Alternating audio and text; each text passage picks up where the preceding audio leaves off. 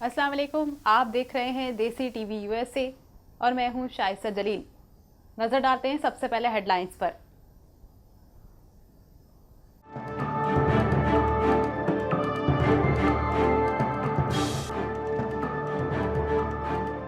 अमेरिकी इलेक्शन 2020 वोटों की गिनती का अमल जारी। दोनों सदारती उम्मीदवार डोनाल्ड ट्रंप और जो बाइडेन के जीत के दावे। ट्रंप का धांधली का इल्जाम, कहा सुप्रीम कोर्ट जाएंगे। इलेक्टोरल वोट्स में जो बाइडेन को ट्रंप पर बरतरी हासिल।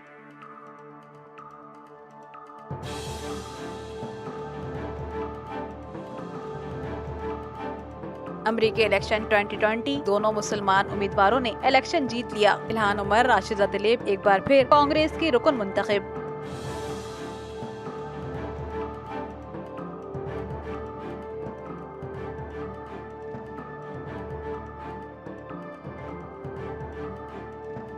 अमेरिका पेरिस के क्लाइमेट चेंज मुआहदे से दस्तबरदार। अमेरिकी सदर डोनाल्ड ट्रंप ने 2017 में ऐलान किया था, अमेरिका पेरिस मुआहदे से बाकायदा अलग हो गया।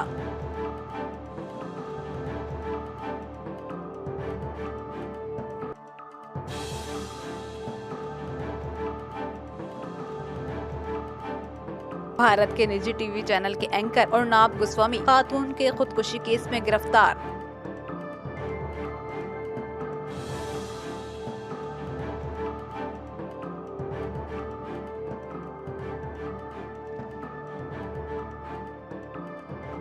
बोस्निया हर्जेगोविना के सदर का पाकिस्तान का दौरा। इमरान खान से मुलाकात, अहम तिजारती मुआहदों पर दस्तखत।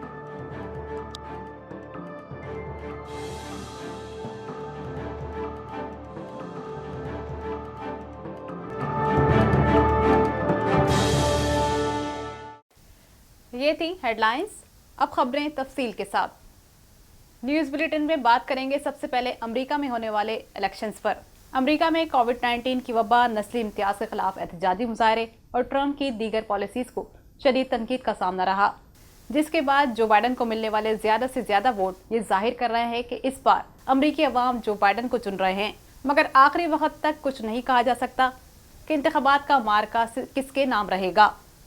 अमेरिका में 3 नवंबर के इंतखाबात के बाद अब फैसला है अगले सदर के चुनाव का। अमेरिका में वोट्स की गिनती जारी है। अब तक के एग्जिट पोल्स के आदाद-ओ-शुमार के मुताबिक जो बाइडेन को सदर ट्रंप से बरतरी हासिल है। जो बाइडेन ने अब तक 238 इलेक्टोरल वोट्स हासिल कर लिए हैं। ट्रंप को 213 इलेक्टोरल वोट्स मिले हैं। जो बाइडेन ट्रंप से आगे हैं। सदर ट्रंप या जो बाइडेन दोनों उम्मीदवारों को अमेरिका का अगला सदर बनने के लिए 538 में से 270 इलेक्टोरल वोट्स दरकार हैं। हतमी सरकारी नताइज का ऐलान किया जाएगा। 14 दिसंबर तक मुतवक्का है। अमेरिका के अगले सदर के चुनाव के लिए फ्लोरिडा, टेक्सास, ओहायो, ओक्लाहोमा में ट्रंप को बरतरी हासिल है। वॉशिंगटन, न्यूयॉर्क, एरिजोना समेत कई रियासतों में जो बाइडेन कामयाब हो रहे हैं। ट्रंप के मुकाबले में विस्कंसन की अवाम ने इस बार जो बाइडेन को चुना है। कई रियासतों में ट्रंप को बरतरी हासिल है। कई रियासतों के सबसे ज्यादा वोट्स जो बाइडेन ने हासिल कर लिए। हतमी नताइज आना अभी बाकी हैं। वहीं डोनाल्ड ट्रंप ने कहा था कि सदारती इलेक्शन हारना आसान नहीं, सियासत में कुछ कहना कबल इस वक्त है। टेक्सास, फ्लोरिडा, एरिजोना में हमारी पोजीशन मजबूत है। ट्रंप कहते हैं मुल्क भर से नताइज बेहतरीन आ रहे हैं। वहीं जो बाइडेन और डोनाल्ड ट्रंप दोनों उम्मीदवारों ने जीत का दावा किया है। वहीं अमेरिकी सदर डोनाल्ड ट्रंप ने अपने हरीफ जो बाइडेन पर सदारती इंतखाबात में धांधली का इल्जाम आयद कर दिया। उन्होंने कहा कि डेमोक्रेट्स इंतखाबात चोरी करने की कोशिश कर रहे हैं। ट्रंप ने कहा कि वो इलेक्शन में धांधली के खिलाफ सुप्रीम कोर्ट जाएंगे। We were getting ready to win this election. Frankly, we did win this election. This is a major fraud in our nation. We want the law to be used in a proper manner. So we'll be going to the U.S. Supreme Court. वहीं Democrats के सदारती उम्मीदवार Joe Biden ने एक बार फिर अपने supporters को मुखातिब करते हुए कहा, वो इलेक्शन जीत रहे हैं। अमेरिका के अगले सदर का चुनाव ट्रंप नहीं, अमेरिकन वोटर्स करेंगे। नताइज सामने आने तक सब्र और तहम्मुल का मुजाहरा करें। वो जीत के करीब हैं। We believe we're on track to win this election. America में 3 नवंबर 2020 के इंतखाबात को अमेरिका की तारीख के इंतहाई अहम तरीन इंतखाबात करार दिए जा रहे हैं। दोनों उम्मीदवारों के दरमियान मुकाबला जारी है। दुनिया भर की नजरें अमेरिका पर लगी हैं। अमेरिका का अगला सदर कौन बनेगा, ट्रंप या जो बाइडेन, इसका फैसला जल्द हो जाएगा।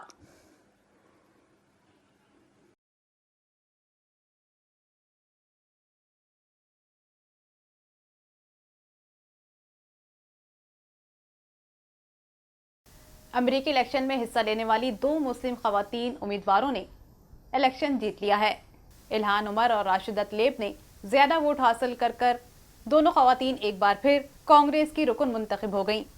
इल्हान उमर को माजी में डोनाल्ड ट्रंप की जानिब से शदीद तनकीद का सामना रहा। वो एक बार फिर कांग्रेस की रुकन मुंतखब होंगी। इल्हान उमर ने रियासत मिनेसोटा में कामयाबी हासिल की, जबकि राशिदा तलेब ने रियासत मिशिगन से कामयाबी समेटी। दोनों खातून मुसलमान उम्मीदवार दूसरी बार अमरीकी कांग्रेस की रुकन मुंतखब हो गयीं। इससे पहले माजी में अमरीकी सदर डोनाल्ड ट्रंप की जानिब से दोनों मुस्लिम खवातीन को शदीद मुनाफरत का सामना रहा। इसके बावजूद दोनों खवातीन उम्मीदवारों ने हिम्मत न हारी और दूसरी बार भी इलेक्शन में हिस्सा लिया। इल्हान उमर सोमाली निजात अमेरिकन है, जबकि राशिदा तलेब का ताल्लुक फलस्तीन से है। अमेरिका में इल्हान उमर, राशिदा तलेब समेत एलेक्जेंडर ओकासियो और आयाना प्रेस्ले का 4 खवातीन का बेहतरीन स्क्वाड माना जाता है। अपने हलकों में अवाम के दिल जीत लिए। चारों खवातीन अपनी अपनी नशिस्तों पर एक बार फिर कामयाब हो गई हैं। द स्क्वाड नामी ये ग्रुप एक बार फिर कांग्रेस की नुमाइंदगी करेगा।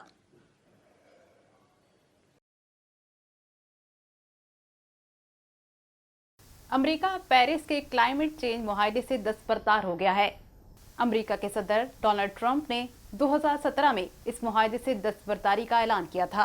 ट्रंप का कहना था कि मुआहदा अमेरिकी मईशत पर बोझ है, इससे अलग हो जाना चाहिए, जिसके बाद अमेरिका अब बाकायदा तौर पर पेरिस क्लाइमेट चेंज मुआहदे से अलग हो गया है।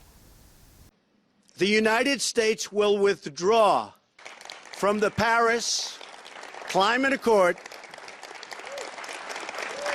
अमेरिका 3 साल की ताखीर के बाद आखिरकार दुनिया भर में मौसमियाती तब्दीली से मुतालिक बनाए गए पेरिस मुआहदे से निकलने वाला पहला मुल्क है। अमेरिकी सदर डोनाल्ड ट्रंप ने इस मुआहदे को खत्म किया था। 2017 में मुआहदे से दस्तबरदारी का ऐलान किया था। उनका कहना था कि मुआहदा अमेरिकी मईशत पर बोझ है, इसलिए अमेरिका इससे दस्तबरदार हो जाएगा। अमेरिकी इलेक्शन के बाद उम्मीद जाहिर की जा रही है कि अमेरिका एक बार फिर इस मुआहदे में शामिल हो सकता है। अगर जो बाइडेन सदर बनते हैं, इम्कान है कि अमेरिका एक बार फिर पेरिस मुआहदे का मेंबर बन जाएगा। पेरिस क्लाइमेट चेंज मुआहदे का मकसद आलमी सतह पर दुनिया भर में होने वाली क्लाइमेट चेंज मौसमियाती तब्दीली से निमटना है, ग्रीन हाउस गैसेस के खराज को कम करने के लिए इकदाम करना, मौसमियाती हवाले से होने वाली खतरनाक तब्दीलियों से बचाव के लिए इकदाम करना है।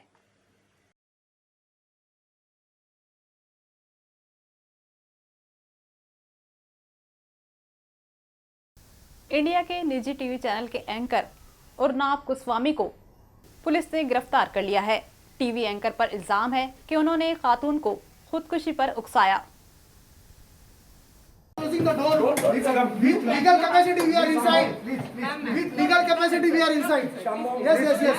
इंडियन मीडिया रिपोर्ट्स के मुताबिक टीवी एंकर उर्नाब गोस्वामी को एक पुराने केस में गिरफ्तार किया गया है। उन पर इल्जाम है कि उन्होंने खातून को खुदकुशी करने पर उकसाया। ये भी कहा जा रहा है कि ये मुकदमा पहले बंद हो चुका था। उर्नाब को गिरफ्तार करने के लिए इस केस को दोबारा खोला गया। गिरफ्तारी से मुतालिक मजीद तफसीलात जारी नहीं की गयी। उर्नाब गोस्वामी की गिरफ्तारी की खबर सोशल मीडिया पर काफी वक्त तक ट्रेंड करती रही। We are in legal capacity. Maintain social distance. Yes, we'll keep. Maintain social distance. You work please. Pakistan और बोस्निया के दरमियान अहम मुआहदों पर दस्तखत हुए हैं। बोस्निया के सदर अहम दौरे पर पाकिस्तान आए हैं। बोस्निया के सदर ने पाकिस्तान के वजीर आजम इमरान खान से मुलाकात की।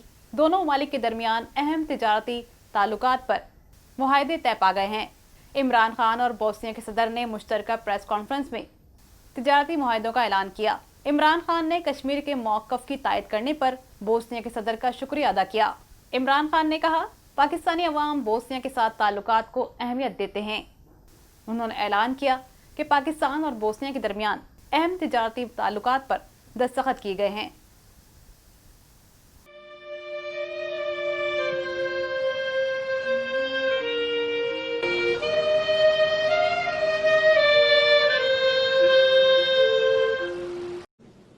And unless this is understood, this cycle of violence will keep happening. There will be provocation, Muslims will react, there will be a reaction against the Muslims living in Western countries, and specifically in France, which will lead to marginalization, ghettoization, more radicalization. And so this cycle will continue unless there is an understanding, respect for the sentiments of every religious community, and specifically Muslims living in Europe. Bosnia Herzegovina के सदर पाकिस्तान के दौरे पर आए हैं। वजीर आजम इमरान खान से मुलाकात की। बोस्निया हर्जेगोविना के सदर के एजाज में वजीर आजम हाउस में इस्तिकबालिया तकरीब का इनेकाद किया गया। तकरीब के दौरान बोस्निया और पाकिस्तान के कौमी तराने की धुन बजाई गई। पाकिस्तान के वजीर आजम इमरान खान ने बोस्निया के साथ तिजारत समेत कई शोबों में ताउन बढ़ाने का फैसला किया है। कई शोबों में मुआहिदों पर दस्तखत किए गए। बोस्निया हर्जेगोविना के सदर शफीक जाफर वोच ने मुश्तरका प्रेस कॉन्फ्रेंस की। इमरान खान ने बोस्निया के साथ ताल्लुकात को पाकिस्तानी अवाम के लिए अहम करार दिया। इमरान खान ने कश्मीर से मुतालिक पाकिस्तानी मौक़िफ़ की हिमायत करने पर बोस्निया हर्जेगोविना के सदर का शुक्रिया अदा किया। फ्रांस में गुस्ताखाना मवाद की इशात के मामले पर भी बात की गई। फ्रांस में गुस्ताखाना मवाद की इशात की शदीद मजम्मत की। पाकिस्तान दौरे पर आए बोस्निया हर्जेगोविना के सदर शफीक जाफर ने कहा, पाकिस्तान ने बोस्निया में जंग के दौरान अक़वाम मुत्तहिदा के अमन दस्तों में नुमायां तौर पर शिरकत की, जिस पर उन्होंने पाकिस्तान का शुक्रिया अदा किया। उन्होंने कहा कि मसला कश्मीर अक़वाम मुत्तहिदा सलामती कौंसिल की करारदादों की रोशनी में पुरअमन तरीके से हल किया जाना चाहिए। Bitno je prekinuti ovaj ciklus nasilja koji postoji. Sve dok ne postoji poštovanje, sve dok dolazi do ovakvih slučajeva izrukivanja, ismijavanja, vrijeđanja religioznih ili bilo kojih osjećaja bilo koje druge grupe, ta druga grupa reaguje. Takve reakcije izazivaju reakcije grupe koja je izazvala njihove. Tako da taj ciklus jednostavno nastavlja da se dešava i na taj način se ne dolazi do konstruktivnog rješenja, a konstruktivno rješenje je upravo u onom što sam pomenuo prvo, a to je razumijevanje. Dakle, kad budemo imali razumijevanja za osjećaje drugih, ovakvih problema više ne bi trebalo da bude. Finally, I want to thank His Excellency for his kind invitation for me to visit Bosnia, and I want to reiterate that it would give me the greatest pleasure because of my understanding of the history of Balkans, specifically Bosnia, and I really look forward to it, and I thank him for his invitation.